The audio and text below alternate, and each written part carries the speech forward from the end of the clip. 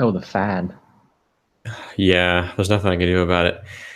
Welcome back to Alphabet Scoop. This is episode 27, and we've had a lot of episodes this year, kind of running up to, I guess this is kind of the grand finale between, I guess before the event that is scheduled for this upcoming Tuesday in New York City, which we're both pretty excited about. How are you doing, Abner? Good. I'm so ready for everything to be official. Yeah, I'm not so good right now because the AC in my house is completely out, and so hence the fan. Ooh, And ooh. yes, it's been out for about a day now, and so I apologize in advance if you see bullets of sweat running down my face and over the next hour or so. But anyway, let's just jump right into it. First of all, I guess we'll just go one by one and talk about each product category. We've got the Pixel 3, we've got the Home Hub, we've got the Pixel Slate, which thankfully, I mean, in the last couple of weeks, we know a lot about that product now, which it managed to stay elusive for a while, but it's pretty much nailed down now. And Pixelbook 2, which is one of the most elusive things, I guess, left on the list. Chromecast 2018, which is pretty much nothing. And then Pixel Buds, well, at least hardware wise, we'll talk about that. And then Pixel Buds, I mean, the Pixel Buds thing is all based on Evan Blast's tweet from like several months ago. Nothing else we've heard about that. And then we've got, some predictions. We could talk a little bit about some other little minor things that were interesting to happen this week and other little predictions we might have for the event. So let's start with Pixel 3. What's new this week? I guess the big new thing this week was the sand color. Well, I Yes. guess we already knew that there was a sand color, but we First got, time I've seen it. yes, we got renders, and they look exactly like the black and white renders from WinFuture from a couple weeks Mhm. ago. And so, yeah, go ahead. Not too crazy about this pink. It's a bit like all of Google's colors. It's a bit staid. It's a bit boring. I'm sure you can make it look a bit gray if depending on the lighting. So that's a bit disappointing. There's a obviously pink power button, which I think is the best part of this color. But otherwise, it's some people buy it, I'm Yeah. sure. Yeah, and obviously pink being a feminine color is a social construct, but that said, it is a reality, and it's nice to see that, rose gold is what Apple's been doing for a long time to kind of cater to those that might want a pinkish or a, I guess, quote unquote feminine color option. And so it's really nice to see that Google's doing that now too, because first two Pixels we didn't really have that. Not that black and white are not feminine, but I mean, there's a specific subset of people that may want a pink phone, and so it's cool to see that Google's doing that. At the same time, though, is it like you said, it's kind of muted. It's kind of like kind of blue last year.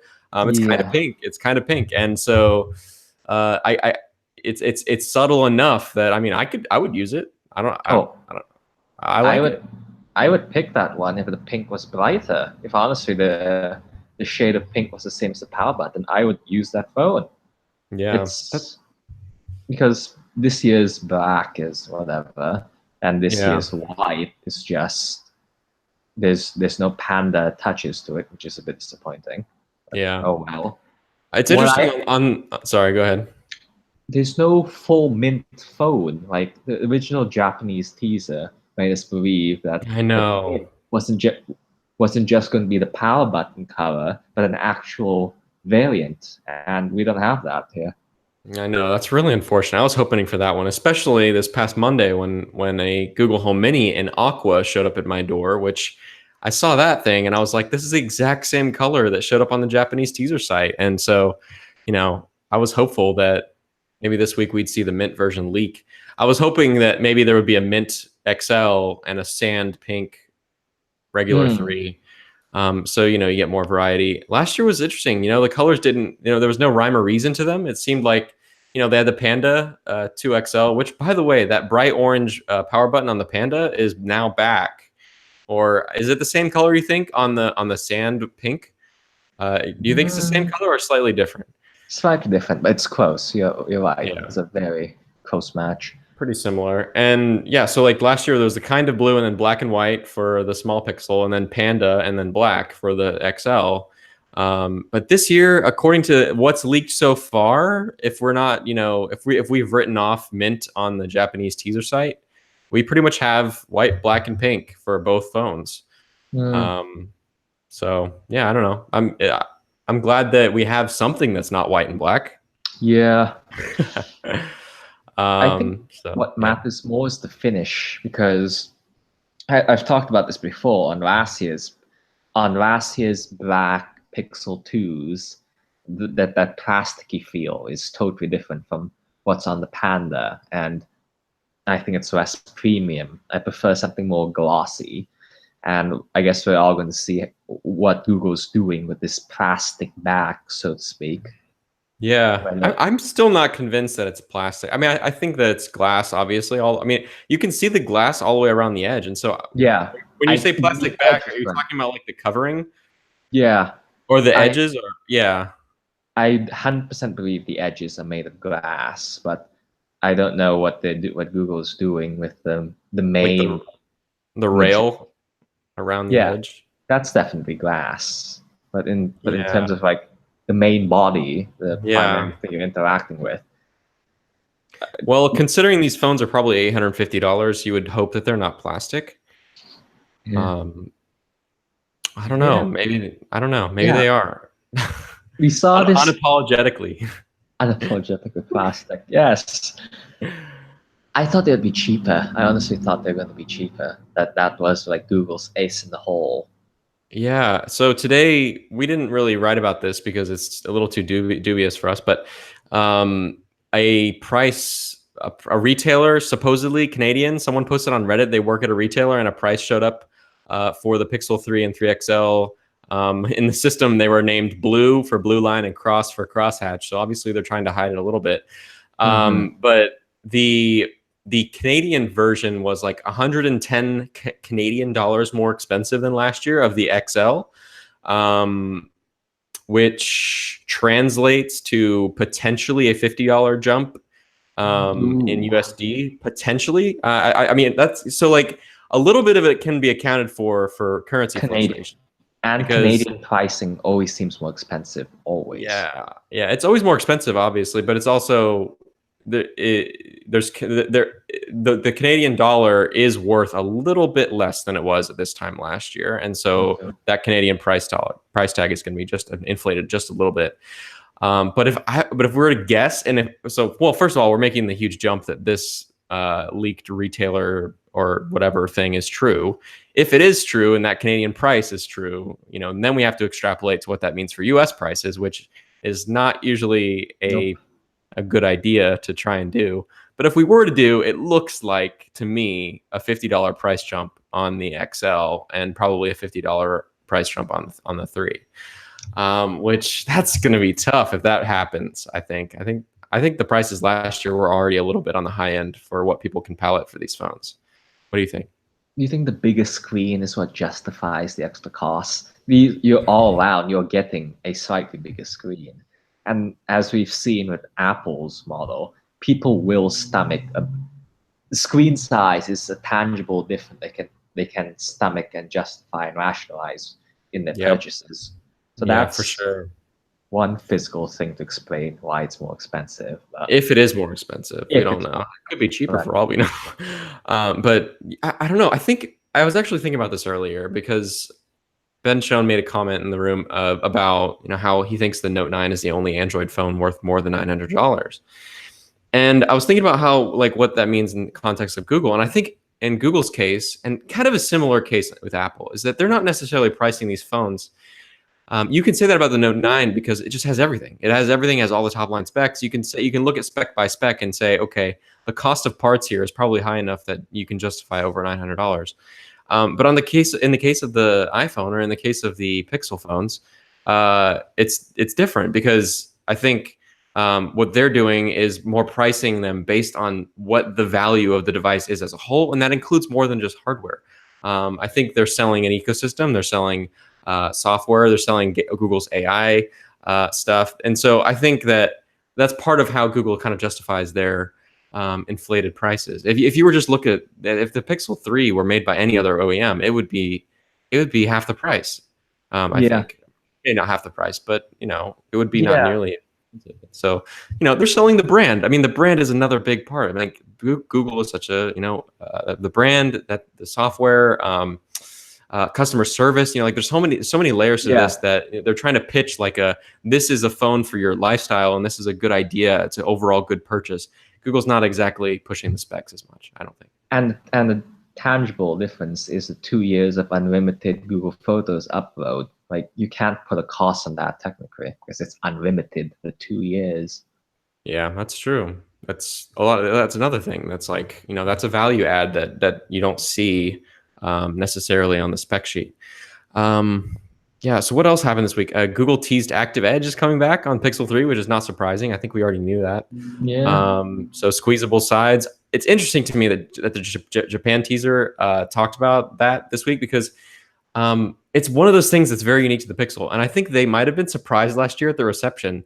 It was kind of like they're testing the waters with the squeezable edge thing, and all the reviewers were like, "No, this is great! Like I'm a squeeze away from Google Assistant at all times, and it's useful." And there's varying opinions. I know you've said you never use it, right? Or No. I use it all the time. It's like a daily thing for me. So I don't know. It's interesting to me that they advertise that in this teaser, because it's something it's Pixel only. It's like.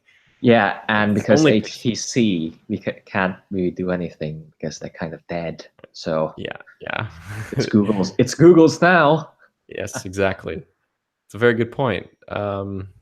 Yeah, so that's another thing. Speaking of teasers, Google poked fun at the Pixel Ultra and a couple other teasers this week. And you asked me, they're starting to get a little cringy, and I hope that the people behind this social push don't hear me say that, because I don't know. I don't mean it offensively, but it's kind of cringy that they're being coy about like secrets and like stay tuned to see what really happens, when the Pixel 3 is like the worst kept secret of all time. I don't know if this is your read on it, but it seems like this is like a designers are the one who pushed for this. It seems nerdy, it seems geeky. They want to like have some fun at the ideas that were on the drawing board. There's like a real mix of like the marketing department wanting to doing this and the engineers themselves. You mentioned this, but I think that the last two that they've done, so they've done like three, I think. The last two that they've done have kind of been not as good, but the first one was like, it came out of nowhere. They teased this like mini Pixel thing, which is obviously kind of subtle jab at the Pixel Ultra stuff. Yeah. And that one I thought was hilarious, but I feel like obviously the point of all this is marketing. The point of it is to get as many blog posts as possible and get as many social retweets, shares as they can. So I think they saw the positive reaction to the mini Pixel or whatever. Like everyone talked about it, and now they're kind of like they're pushing it, and I don't know. It's like the thing about the first one was that the mini Pixel is a good idea. It's like a brilliant idea. It was clever, and now they're saying like wait until the event to find out what's really happening. It's like, there's literal like there's images like, oh my gosh, they're writing right now. We have Ben writing right now an article of a leaked carrier from the UK, I think, who has like it's like a full bleed like advertisement about the Pixel 3 with like it's a pamphlet. Information about Top Shot camera feature apparent. It's a pamphlet. Like you cannot say wait until the event to see what's really happening and have all these, I don't know, just kind of cringy. Which reminds me, there was a whole thing about Google asking permission from YouTubers to use their video. Yeah. I wonder if that was scrapped for this whole Instagram teasing thing. Like they're making the same references they would make in the video. Yeah, kind of, but they specifically said for the YouTube thing that it was going to be for the event and that it was going to be living on the YouTube channel afterward. So yeah. And then I guess Ben, he did a video, last thing on Pixel 3, unless anyone has any questions or feedback, you can drop a comment. But Ben did a video on what we're all, hoping to see with it. And my big thing, as always, is vibration motor, because Pixel 2 is better. Pixel 1 was average par for the course for Android. Pixel 3 there's little hints that we've heard from Russian reviewers, which, you know, take that for whatever it's worth. But they say the vibration motor is as good or better than the iPhone XS or the iPhone 10, which is music to my ears. I don't know. I'm so big on haptics because there's something so tactile and something so satisfying about feeling like the device you're using is a physical object and feeling like the things you're interacting with on the screen are physical things that you're touching.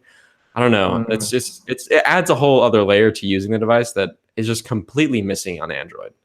I don't know. Sounds like you should marry the feature. Yeah. Good. Yeah. And then but anyways, what was your big thing? My thing was I want a new look for the smaller Pixel. I basically want last year's Pixel 2 XL on this year's Pixel 3. Yeah. I'll be frank, I'm not that excited about this year's phones. Maybe it's because we've seen all of it, or that we're obviously going to have this discussion once we get a chance to review the phones. But what the upgrade proposition is for users is, we'll see what Google's doing for this year, what extra software features they're pushing, what the whole cohesive story around this year's phones are. But I think the next discussion we're going to have is, if you have a Pixel 2 already, is it worth upgrading? Yeah, I have a thought on that, and that is, last year's phones just did not feel polished at all. Like, it felt like, I mean, part of it was that they developed two phones at once, and then at the last minute decided to go with the one that was LG manufactured over the one that was HTC manufactured, so that they could make it, look more attractive, so they don't look so far behind. Because that other phone, which was basically a scaled up version of the smaller Pixel 3, was going to be like a huge bezeled monster, supposedly. And so, and I mean, like, something that happened last year was, I mean, one thing is they weren't manufacturing with Foxconn at the time. So we had two different companies that they were contract manufacturing these phones with. And there were tons of quality control problems. The Pixel 2 XL had a laundry list of issues, from the screen to even lately, phones that are just dying and grinding to a halt. Pixel 2 was like a year or 2 or 4 behind in design. There was discrepancies between the two that seemed weird. The 2XL just seemed so much nicer, obviously, because it was. And so last year, it felt like Google launched the Pixel 1.5 and the Pixel 2.5, and it just didn't make sense. And so I'm excited this year, actually. On the point, I'm kind of bringing this back to what you said about you're not excited about this year's phones. I'm excited about this year's phones because it might be a return to the kind of polish that I felt like the first two Pixels had. It seemed like the first two Pixels were so well thought out. They had very few issues. They were identical carbon copies of one another except for screen size. And this year, obviously, the notch is a discrepancy. But I'm excited to see if we see a return in the quality department, because these designs are iterative on last year. Both of them are. They're not making. There's no Pixel Ultra. There's no notchless, crazy idea that they build. It seems like these are old phones, and it seems like they're probably, or not old phones, but they're refined. They're dated designs, which in my opinion might be a good sign, because it might mean they're refined of last year. And so, I'm hoping that that's going to be the big. I don't know. I will talk positively about that if that's the case. It's finished. It's in. You can't put a finger on that, but it's there. But just on last year, to say one thing on last year's phones, I really think it comes down to the coating. Yeah, the physical shapes of them are so vastly different, but just holding it, the plastic thing they went with, I think it's a miss, honestly. That's speaking personally. Every time I pick up an original Pixel, it feels better. You like that cold aluminum? Yes, I do. It's premium. It's premium. Yeah. I don't know how I felt that way when I first picked them up. I thought they were plastic at first, and I was like, wait, they're not plastic. But yeah, I mean, the coat of the Panda definitely feels worse and more slimy, I guess, to me, than the coat of the black. The black is if it's more matte black, which I'm a fan of. It's kind of like it's more matte black than it would be if they tried to go with some kind of dark aluminum color.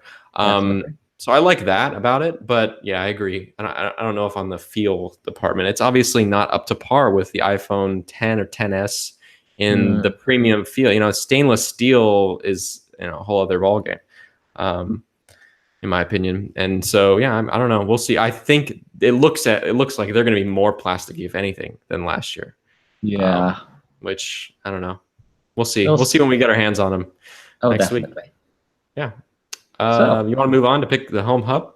yes, the home hub. All right, tell us about This, it. this I'm excited about because I think most people can see where they can already in their heads map out where they want such a thing as either to replace an existing home speaker or just to add one in the kitchen, which everybody is raving about with Assistant Smart displays from day one. And honestly, that's what Google is advertising it as.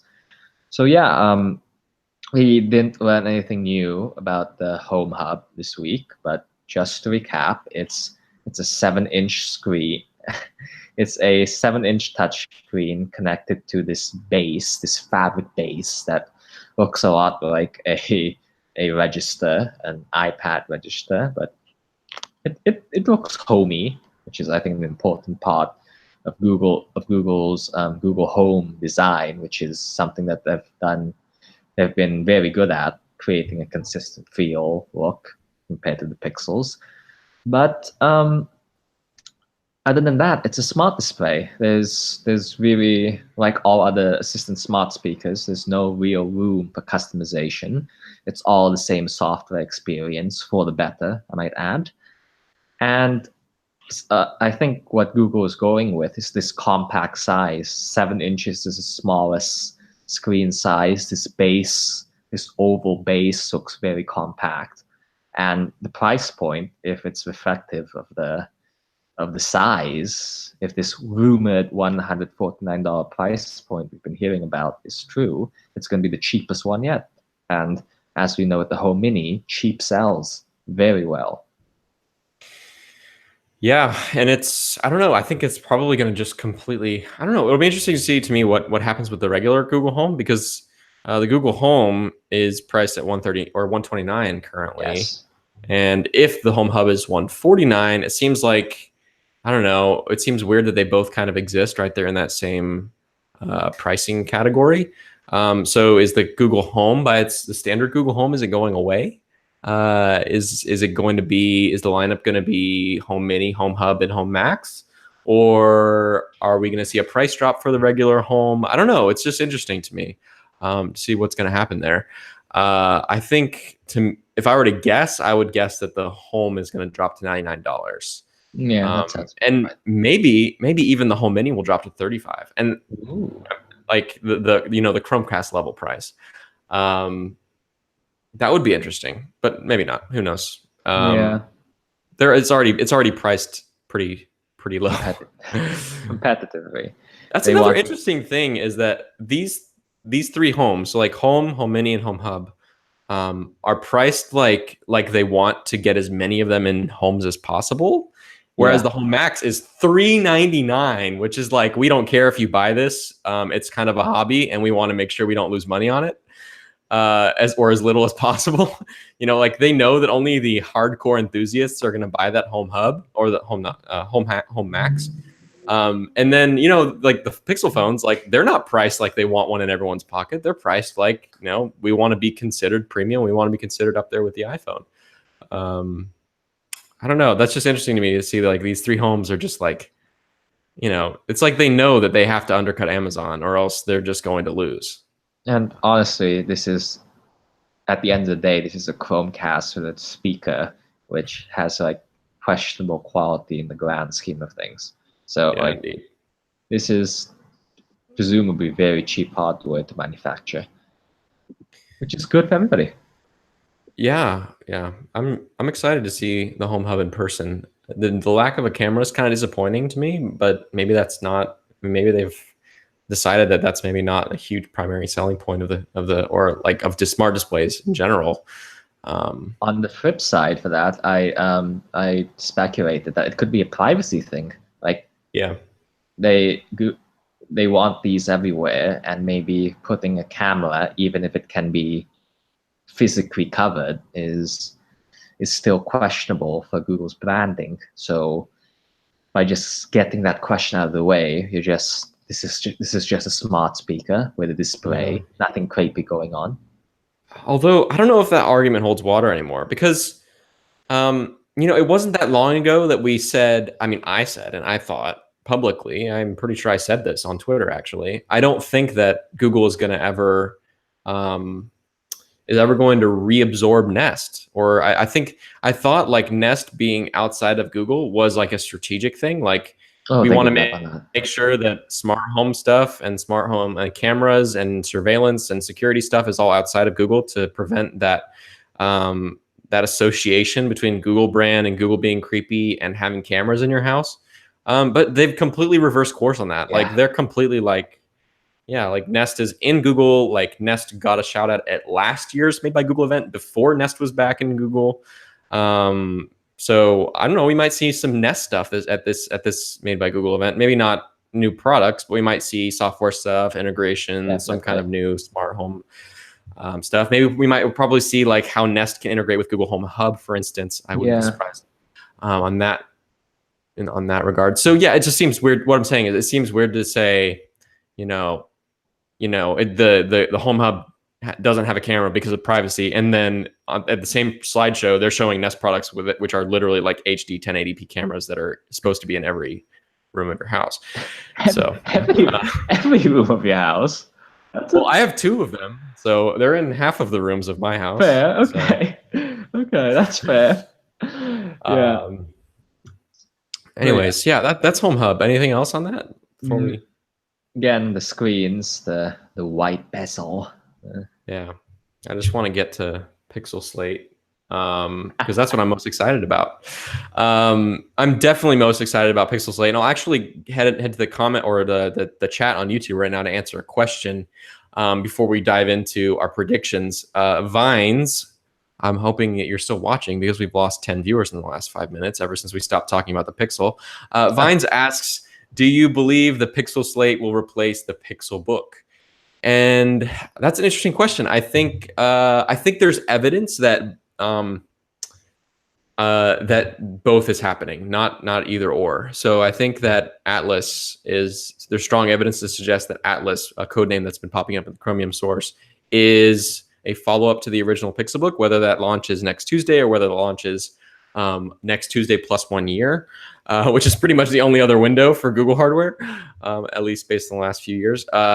Is yet to be seen, but I think the Pixel Slate will be complementary to the Pixel Book because I think the Pixel Slate, the more we learn about it and the more that's leaked, it seems to be primarily a tablet. It seems like they're going after the iPad Pro, and it's like, by the way, you can attach a keyboard. That's what it seems to be, and so that doesn't necessarily replace the Pixel Book, which seems to be Google's laptop play, or like this is our MacBook competitor or our Surface Book. And I think they have different target markets, but we can talk about this week. Benchmarks leaked, and it looks like the Pixel Slate is going to go from, barely powered to like way over the Pixel Book powered in terms of specs, or at least up with the Pixel Book powered. So yeah. Tell us about that. We saw 4 benchmarks this week on Geekbench, and they reveal a Celeron chip, an M3, an Intel Core i5, and an Intel Core i7. So let's get the more powerful ones out of the way. The Core i7 is Intel's, it's one of their most powerful chips. It's also the same chip in the current Pixel Book, and this is a very powerful chip with 16 gigs of RAM, as we saw in this benchmark, which will probably end up being the final model for the top of the line. Then underneath that, we see a Core i5, an M3, and a Celeron, each with 8 gigs of RAM, which is probably the more consumer play. Google with Pixelbook and the original Chromebook Pixel has always had this tendency to make super powered hardware. And in the first few years, it was questionable why they were making such a powerful Chromebook. But in the day of with Linux and maybe Windows dual booting, we can see why you would want that. But yeah, so again, Google's having from cheapest to the most expensive. The Pixel Slate is going to have a model for you. Yeah, and you just mentioned dual booting Windows. That's actually something that our Kyle Bradshaw reported on this week. He actually found an old reference, I think from July of this year, in which Nocturne, which we believe strongly to be the code name for the Pixel Slate, which David Ruddock at Android Police has reported that's Google's first Chrome OS tablet's name. He actually found a single reference, which it doesn't confirm anything. It doesn't tell us 100% that Windows 10 is going to be able to dual boot on the Pixel Slate when it launches next week. But it does tell us that there at least one engineer at some point in the development of Nocturne was testing Windows 10 on Nocturne. But that alone may not have been worth talking about. But we do know that Google's been working on this AltOS / Campfire thing for Chrome OS. And so putting two and two together, it seems like Windows 10 dual booting on Chrome OS devices broadly, but specifically maybe on the Pixel Slate, will be an option. And I don't think we've talked about that a lot on this show. It doesn't seem like something that Google's going to come out and brag about on stage. But it is something to know about and something to know or that's kind of in the works quietly in the background. Nothing's been announced yet, but it'll be interesting to see if something about AltOS on Chrome OS or dual booting at all is something we learn about next week. Yeah. Yeah. The benchmarks themselves, we've had this discussion, but that Celeron processor with 8 gigs of RAM, from the performance alone, I don't know if I would recommend that to most people. Yeah, the hard thing too is that it's competing with Apple Silicon, which is, it's already a losing battle when you're competing with Apple's A series chips. No matter what chip you have in the device, because they're so much more efficient with battery life and with performance than anything Intel makes at the moment. So yeah, it'll be rough to see. It's going to be interesting to see if this Celeron processor device is real and is launching next week, it'll be interesting to see what the price point on it is. Is it going to undercut the iPad Pro? Is it going to be on par with the iPad Pro? I don't know. What do you think about where the pricing is going to sit? Having so many tiers. Okay, so on the i7 you can clearly do advanced stuff. You could run Linux with a breeze. You can maybe do boot Windows super easily. It'll scream. Performance will be awesome. But then, if you're advertising those features, you sure as hell need to make sure they also run well on the cheaper lines, because people aren't going to know the difference if they're all called the Pixel Slate. That's going to get tricky fast. And Google has a big challenge here. I honestly wish they went with an Apple approach, where there's the regular iPad for everybody and the iPad Pro for everybody else. Yeah. I agree. I was just going to say, having 4 models seems insane. Yeah, I think it's going to be especially a problem because of where Chrome OS is. Because things like Linux support, things like running Linux apps, things like running Android apps. There's so much. We know this because we've been running Chrome OS on devices as varying from $100 student level laptops in schools to $1,000 up Pixelbooks for the last 5 years. Performance can vary greatly, and especially now that Android apps and Linux apps are in the mix, there could be a Pixelbook like let's assume the hardware is identical across all of these variants. Let's assume these variants are real and assume the hardware is identical. There could be a Pixelbook that can, like, the hardware will look identical, but can do way more than another Pixelbook. Even with Android apps, I think most Android apps should probably be fine, even with the lowest end model. Obviously, they wouldn't launch it without knowing that to be the case. Yeah. But the varying levels of processing power is going to really, there's going to be like an IDE, for instance, in Linux, like programming, and like an Android app IDE is going to be Studio.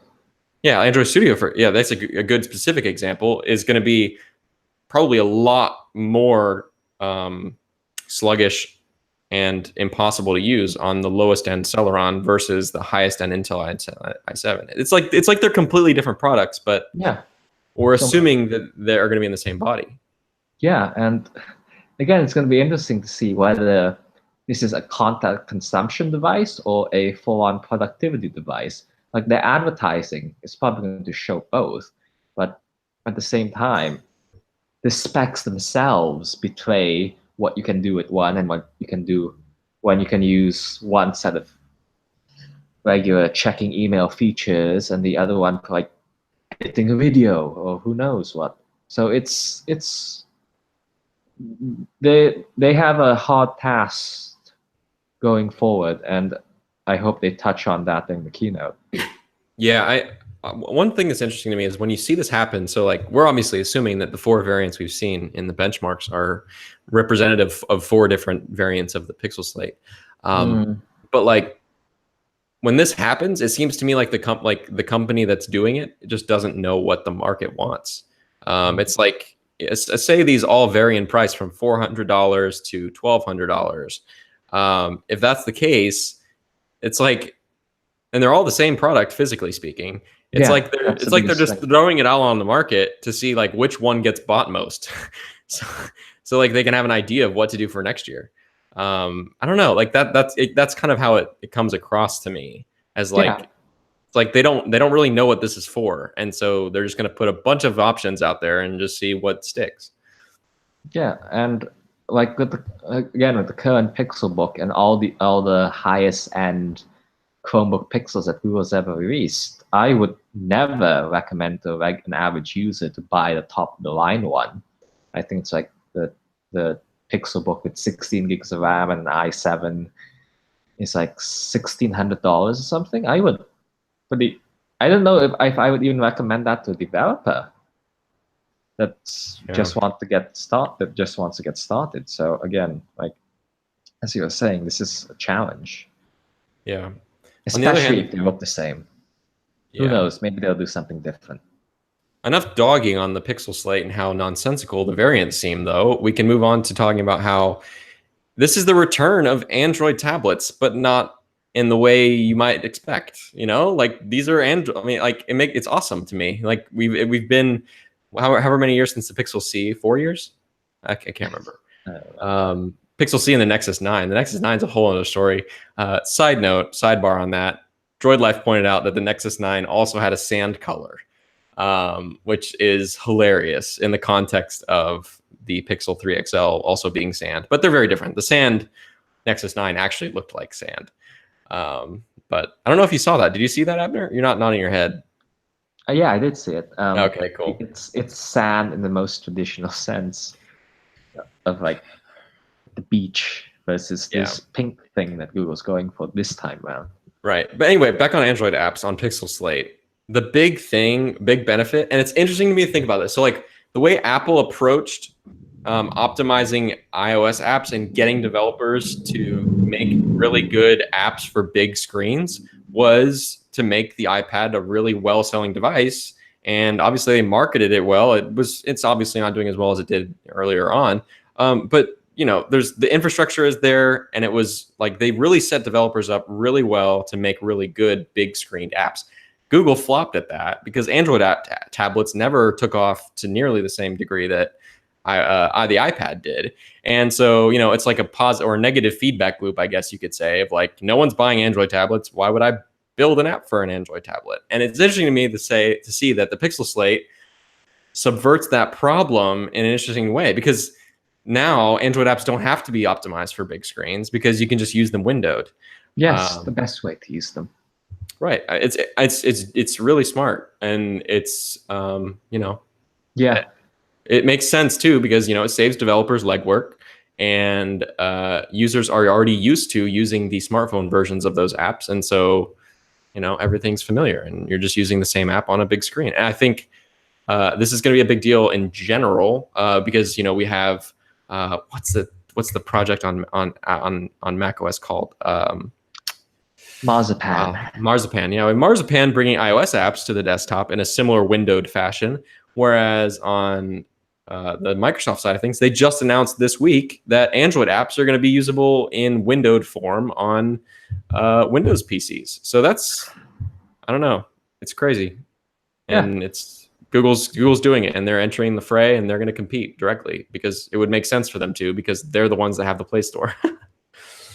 Indeed, but in terms of what we're excited about with the Pixel Slate, I can already imagine this as being a work device, an on-the-go work device. Instead of bringing my MacBook at the moment, I can just slide a tablet into my backpack and work from anywhere with the touchscreen keyboard.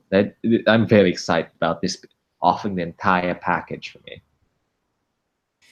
Yeah, I have to say that I really enjoyed that that tablet that I reviewed for the education market, and I think that it really sold me that Chrome OS tablets can be a thing if you have the right hardware.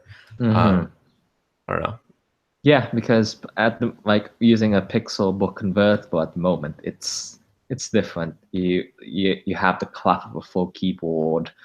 And when you have the keyboard there, you're just incentivized to just use the keyboard like a regular laptop.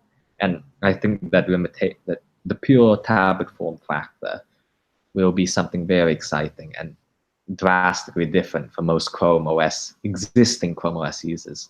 Also, Google already laid the groundwork for the stylus situation last year. So the Pixelbook Pen was launched, and are they going to do a different one called the Pixel Slate Pen, or are they just going to call it the Pixelbook Pen? They can't call it the Pixel Pen, can they? Because then you think it would work with your phone. Ooh, maybe it will. Maybe that's one of the secrets that they've managed to keep. I don't know. That doesn't make any sense. I mean, theoretically possible, but probably not. But yeah, so that's pretty much Pixel Slate. Pixelbook 2 is a whole other story, but the story on Pixelbook 2 is we don't know, basically. Yeah. I think I already mentioned that. So yeah. I wanted to see if there were any questions people had real quick before we move on to talk about minor stuff. So we're going to move on and talk about Chromecast and Google Pixel Buds and a few other things. But first, let's see. Someone said, is there any leaks of face recognition on the Pixel 3? The answer to that is no. There is absolutely no leak of any kind that suggests that there will be face recognition of any kind on the Pixel 3. That doesn't mean there won't be, but it just means we don't have any evidence for it.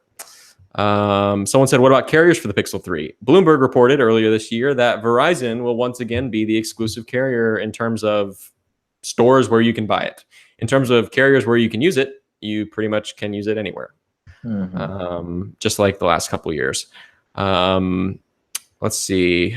Do you have any idea about price point differences between Pixelbook and Pixel Slate? If the Slate is more like a tablet, it should be less expensive. No, and I think that's a good analysis. We don't know. There's no the only product so far that's launching next Tuesday we know about pricing on is Home Hub, which we think is going to be $149. Everything else is all up in the air. It seems like there might be a price increase on Pixel 3. We don't know, based on a very dubious Canadian retail source. But yeah, we don't know. But that does, I think your analysis makes sense. If it is a tablet, if that's the primary goal or the market they're trying to reach with the Pixel Slate, then it being more competitively priced, like in line with the iPad, would make a lot of sense. When will we be able to buy the Pixel 3? We presume you'll be able to pre-order it on October. Actually, we know for a fact. Google said that you can pre-order it on October 9th. And so yeah, you can buy it on October 9th, but you'll probably be able to see it ship, or you'll probably see it ship later in October. Do you expect more Google apps to roll out the latest material theme? Yes, that's kind of not in line with what we're talking about today. But we did post today on Google Drive getting material theme, so it's relevant in the news cycle, but we're just not going to talk about that today. And then also any Google Daydream hardware news. Good question, Yeah. Snail Mail Games. We So don't know. Yeah, you can talk about that. Go ahead. So Daydream, right now, all the excitement on the platform is on the standalone Daydream front, which is the Lenovo Mirage Solo. Just 2 weeks ago, I believe, they announced a bunch of very exciting developer features, from more precise controllers and the ability to do an augmented reality pass-through, which is basically you're seeing the real world with augmented apps in front of your vision. Again, all of this is only for a dedicated standalone Daydream. And honestly, I'm not sure if we're going to see another Daydream headset this year, because I don't think they have anything new to add to the platform. I'm sure the existing Daydream 2017 will work with the Pixel 3 and Pixel 3 XL, but beyond that, I don't think they have anything exciting in store. But who knows? It's a minor thing that I don't think would get easily leaked. So there could be something. But in terms of Yeah. Daydream platform use, at this point, no developments, sadly. We know that they're working on things in the background. Yes. There's no Yes, we evidence that do. we're going to hear about anything at the event. Although, AR and VR are hot topics. They're relevant in pretty much every announcement and every major product, consumer hardware, event like this in the last couple of years. And so it would make sense if somehow they do tie in some kind of AR or VR software side announcement, like Abner mentioned.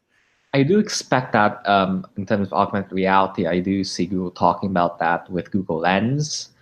We've seen Definitely. some work on that in terms of stickers, maybe, or something like that. But in traditional headset entertainment virtual reality, I don't know if we're seeing anything big this year. But I'm sure we'll talk about this a bit later. But in terms of like what surprises we expect to see, but who knows? Maybe there could be another virtual reality push this year. Yeah, who knows? All right, well, let's. I actually missed one more question. Do you think Duplex will be available in 2019? No, I don't. Thanks for that question, Vines. Let us know if you have any more. We'll.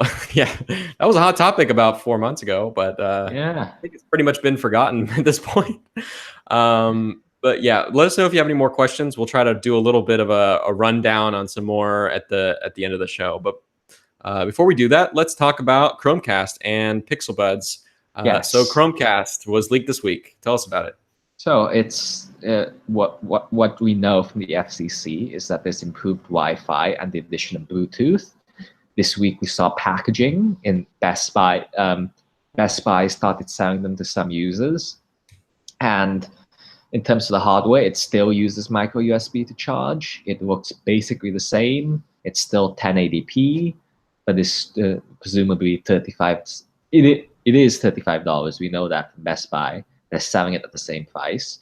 So we don't know why Google's updating it. Honestly, I wouldn't be surprised if we don't get a mention at the event. They just quietly put it in the store. They refresh on the Google store, but yeah, that makes sense. We don't know why they're updating it. Maybe it's just they had the extra time to update it this year. But beyond that, we know nothing. However, Google did announce Project Stream this week, which is a sizable test for them on AAA console games streamed right into the Chrome desktop browser. So it's a very exciting technology, and in the context of this rumored Yeti gaming streaming service, maybe you could see something around it, around why there's a new Chromecast. The pieces do fit in that regards, but I don't. If they're just starting testing, I don't think it's ready yet for prime time this year. No, definitely not. I feel like the Project Stream announcement was our solid proof that Yeti is not going to be announced, because Project Stream seems to be it seems to be the tech behind Yeti. Or at least, I mean, what we think Yeti is, well, we don't really know what Yeti is. Yeti is reportedly, a streaming service, and there's also some kind of console hardware involved too, for streaming those games, as Abner just mentioned. But Project Stream is specifically like, this is our tech demo for playing games in Chrome. And we're inviting a game in Chrome, and we're inviting people who have really, really good internet to try it out if they want. And so maybe we'll see a mention of Project Stream at the event. That's one of those things that could, they might make a mention of it because it's technologically impressive. But yeah, I don't think we're going to see Yeti hardware or any kind of gaming service announced at the event. Love to be proven wrong, but like they're there yet. Also, on the note of the Chromecast, Google also, or I guess it leaked, Best Buy put a so-called smart TV kit in stores this week, which is a combo of the new Chromecast and Google Home Mini. I think it's Walmart because they at the moment they do. It's a Walmart exclusive. Google Home Chromecast bundle is already their exclusive, but it's Google bundling it as a smart TV kit is fascinating. That they're really, this is like, I think it's like $60 or something. It's a very cheap way to set up a smart home in your house and to be something that you use a lot when you watch a TV. It's really clever. So props on Google for doing that, for pushing that. Yeah, it makes sense. Just put your little Google Home Mini. Actually, I have a Google Home Mini right next to my TV. Plug a Chromecast up in the back, and now you have a voice-enabled TV.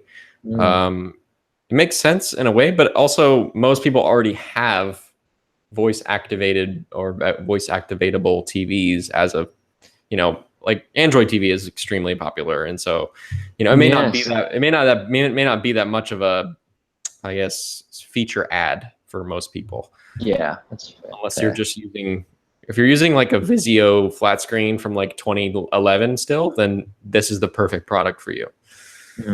Even then, I'm pretty sure Vizio TVs had Netflix in 2011 or something. Everybody has Netflix. But yeah, and then Pixel Buds. So that's another thing. Evan Blast says it's coming, but what do you think? Do you think it's going to happen? Why not? At this point, it's the first ones are fine. They got okay once you could customize the double tap gesture, and our colleague Ben said that he wants true wireless headphones instead of neck buds. So that could be a thing that Google does this year. Yeah. I would love to wear Google Pixel Buds 2 on this podcast rather than AirPods, but that's not possible right now. So yeah, Google, make it happen. And you can have free advertisement for an hour every week of me wearing them on stream for our 33 concurrent viewers. But yeah, so Pixel Buds, we know it's happening, or at least we think it's happening because Evan Blast says so, and he's generally reliable.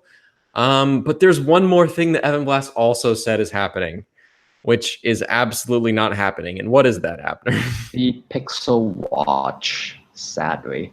Google's fifth attempt to reboot Wear OS, I think. That sounds about right. Oh, don't even get me started on the LG Watch W7. Oh, yeah. That was also announced this week, and it's not compelling to me at all. Yes, quietly went into the good night already. A day old. A day old, and actually, funny story. I did a poll on Twitter, and I asked, which is a better value? The discontinued and generally one of the worst reviewed Wear OS watches ever, the Verizon Wear 24. Oh. Or the $450 LG Watch W7 that was announced today. I asked that question yesterday, and 60% of the votes, and I think there were like 60% said that the Verizon Wear 24 was a better value and a better purchase. LTE. Because of that LTE. That just tells you everything you need to know. This watch is absurdly priced, and it brings nothing new to the table, and it does not make any Wear OS any less doomed or dead. And As a person that likes mechanical watches now, thank you, Apple Watch. Very weird story. It's not a good looking watch. It's Yeah, very that's true. they try to merge two things together and the end result doesn't excel on either front. I guess Yeah. 100-day battery is something, but I think there's a certain subset of people that like this huge, monstrous, absolutely. industrial-like design of these, but it's not me. Yeah. And it doesn't look good. Yeah. That's the key thing. So Yeah. What else? What else do we know about the event, or what do we not know about the event? Have we pretty much covered it? do you think there'll be a surprise announcement? That's something we missed. I don't know. I think a possibility of something we may have missed. So reliable reports out of India, for instance, said that there was supposed to be a big budget Pixel that was supposed to launch like half a year ago, and some of these reports have come from places that like have decent track records, and we have not heard anything about a budget Pixel, and so I could see potentially a joke of like, yeah, there's a third phone, but it's not the Ultra Pixel or whatever. It's a budget Pixel, and that would also make some kind of sense if the Pixels are both getting price increases. So Yeah. I don't know. I don't know if that's going to happen, but we know there's a device out there in the wild called Bonito. Yes. It showed up on GFX Bench, and so it exists. Yeah. We think so. Maybe that's a possibility. What about you? Anything you think there might be that we don't know about? I would love like a Google Clips S surprise. Yeah, I still stand by the fact that Clips is an interesting product, but I that's just agree. me. No, it's not just you. I agree. Yeah. Google Clips 2 would be a very big Just make surprise. it. They made it a wearable camera. Just that's what people want, honestly. But What yeah, you want. It's what you want. I'm pretty sure yes, that's just people. There's yeah. 7 billion people on Earth, Abner. How many of them do you think want a wearable camera? I'm just still trying to chase Google Glass and the one very good portion of it, which is still good, the camera that's just tap away. But yeah, Yeah, pretty much covers it. Yeah, go ahead. What did you say? No, I'm good. That's it for the event. All right. Well, let's put out one more question or one more call for questions if anyone has them. I'm going to run down some that people have asked in the last, 10, 15 minutes or so. Someone said there have been some hints and rumors about an AR headset from Google. Any news on that? Yes. Kind of. A few months ago, there hasn't been any recent hints, but Yeah. there's a rumor of Google developing a standalone. Honestly, it looks like reference hardware to me, or Yeah. at least at the very least, just developer hardware. I'm honestly surprised they announced the recent Daydream announcements on the Lenovo device, but I think they already have that as a reference hardware for developers to use. I doubt many consumers are actually buying it, but maybe. Yeah, here's what I've heard, and I heard this like a year ago, so it may no longer be true. But I've heard that Clay Bavor's team, he's the VP of VR and AR at Google. I've heard that and he's behind Daydream. He's behind all the consumer side AR efforts, not Google Glass. Clay Bavor is Daydream. So I've heard that his team is actively developing and working on some kind of AR headset. But that was a year ago. I don't know if it's true still. Haven't heard anything further. So that's where we stand on AR. I think that kind of overlaps with what Abner just said. Yeah. Someone asked, does the Chromecast and Home Mini bundle have the new Chromecast? The answer to that is yes. We have actually seen the box, and it shows very clearly the new matte black with a G logo Chromecast. Someone said, can you ask your sources about Pixel Buds leak? Pixel Buds is one of the tinier projects in the scope of Google hardware. And so the avenues of people who may be willing or able to talk about it is probably the smallest of all of the hardware projects. So I wouldn't expect our best chance for a Pixel Bud leak in the next 48 hours is an ad in a Best Buy ad or like that kind of thing. We just posted about a carrier who accidentally posted a pamphlet about the Google Pixel 3 and 3 XL, like with full retail prices and everything, or at least not US retail prices, but some prices for some things. So yeah, that's our best bet, I think, in the next 48 hours is something like that leaking out. Someone says, yeah, this same person said, I really want to know if I should get AirPods or the Pixel Buds. As of today, get AirPods. As of 3 days from now, maybe get Pixel Buds. Who knows? We'll find out. Let's see. Someone said rip Pixel Watch. Yes, snail mail games. That's a very sad reality. But it probably wasn't ready. Ben says, I am one of those people who loves giant watches. Thanks for chiming in, man. Budget Pixel, as in phone or in Chrome OS? We're talking about a phone. We've heard reports have suggested a budget Google Pixel phone that is in the works. And it's, to me, that seems like the kind of thing that probably won't be US aimed. It seems like that would probably be announced in India for India. Like Google's held India specific events before. Yearly at least. Yes. So that's where I would expect that. Wouldn't expect that this week, but who knows? Will photos ever get object removal or black and white color? So that's a funny question. We actually asked Google about the object removal in Google Photos at I/O, and the long story short on that is it was harder than they thought, and it's not exactly a high priority because they realized that it probably would not be a common use case. The representative we talked to said, I quote, "How often are you taking photos through a fence?" And the answer to that is rarely for most people. So it's kind of like it doesn't really meet that intersection of being easy to do or doable and also of high demand. It's kind of neither of those things. And honestly, it's an American thing. Like the example they showed off was baseball, and baseball is an American thing. Everybody else loves their soccer around the world. And then I guess we'll just do one more question. Someone says, would you recommend a Pixel 1 user? This is actually a pretty good way to wrap up the show. Vines asks, would you recommend a Pixel 1 user to get the Pixel 3 or wait another year for the Pixel 4? And I guess we can answer the same question for Pixel 2 user. What's your opinion on that? Now that we know everything about Pixel 3. Answer that question for Pixel 1 and Pixel 2 users who are probably listening.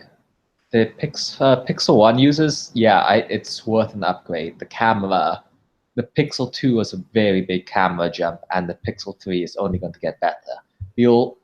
For the camera alone, you'll see a noticeable improvement in your experience in your day-to-day use of the phone. You're also getting stuff like an always-on display, which, unless you've experienced it before, is a big way to... It really minimizes how often you turn on the phone, which in turn saves battery life. And it's a very sizable upgrade. So the camera alone is worth it, and then you're getting other features like always on display, that sound search feature, which is very useful and futuristic. But on the Pixel 2 front, honestly, I'm going to say no. Maybe we'll see. Again, it comes down to the camera improvements, I think. If the rear camera on the Pixel 3 has a sizable improvement, maybe. But I think if you wait one more year as a Pixel 2 user, you might be getting a new design. And again, that's better or worse given how the transition from the Pixel and the Pixel 2. But I think your phone is going to keep running smoothly. It's going to get all the latest features. It has a really good camera as is. It beats the iPhone 10s. So we really do have to wait for stuff like camera performance and other software features that haven't leaked yet. How about you? So my take on Pixel 1 users is probably the same as yours. I think there's a lot of reasons why you would want to upgrade. Even last year's upgrade was probably a pretty good buy for most Pixel 1 users if you're going from a Pixel 1 to a Pixel 2 XL. So yeah, I think the obvious answer for Pixel 1 users is yes, although I think the Pixel 1 in some ways has been more consistent and more reliable than the Pixel 2.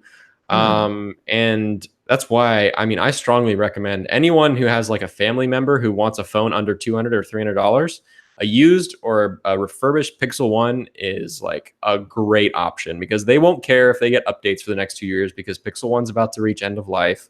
It's been holding up extremely well. It's so cheap. And at that price point, there's no better camera.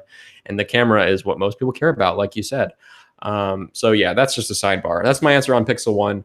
Pixel 2 users, I think for sure, the Pixel 3 XL will be a great upgrade for Pixel 2 XL users for one reason, and that being the display. The Pixel 2 XL was a huge weakness.